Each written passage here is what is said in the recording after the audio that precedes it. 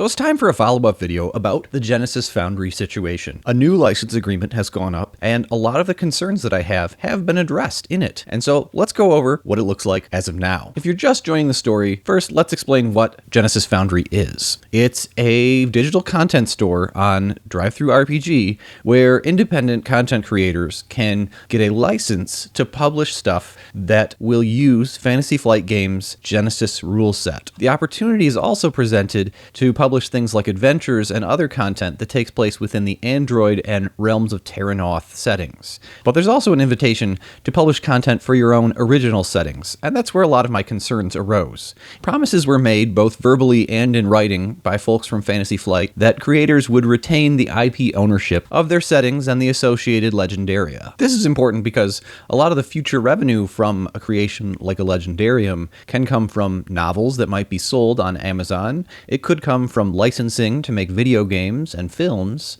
or it might come from doing a Kickstarter for your own original game system using the setting, or licensing it again inside of another different RPG like Savage Worlds, Fate, Grim and Perilous, and the associated open license systems like Cepheus Engine and 3.x D&D. In the previous version of the license, which was something of a boilerplate and included some leftover language from Onyx Path Studio, appeared to give up all of those rights in perpetuity, and you also yielded to derivative works being made with your creation without any royalty or attribution. So that was a pretty rough deal. If you're curious about the old license agreement and my reading of it, go ahead and check out the previous video for more detail on that topic. But let's talk about the new license. First of all references to derivative works have been scrubbed out. Now you're just licensing your work, as in the PDF that you're uploading, to be used within the program. And you're not giving up so much of your rights to the use of your user-generated content, i.e. your setting and your original ideas,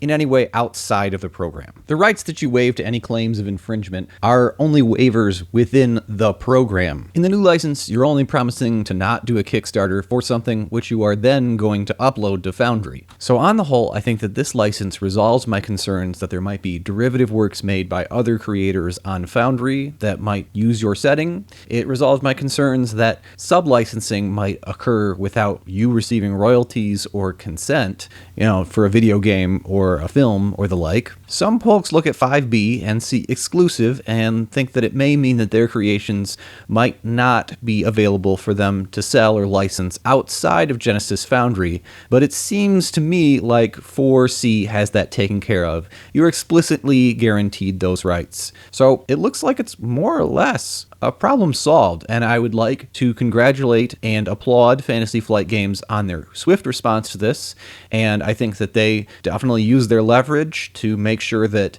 One Bookshelf and DriveThruRPG had an honest license up there. And now I think it's time to just clarify how I perceived my role in this and why I posted a video so promptly. In my experience, it's important to have something out there in the public sphere that is holding people to their promises, and that this produces results and make sure that everyone, sees that people acted honestly and in good faith as they did. I was never under any impression that One Bookshelf or Fantasy Flight was out to get any content creators, or that this was a deliberately set trap.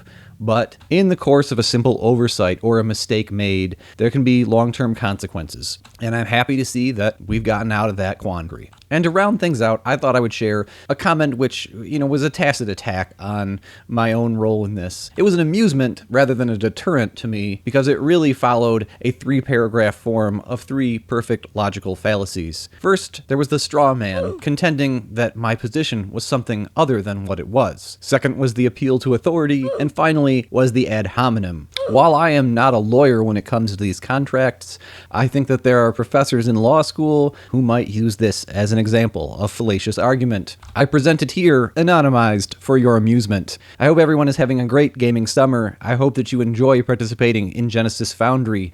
I am, and ever shall be, your advocate, the complex games apologist.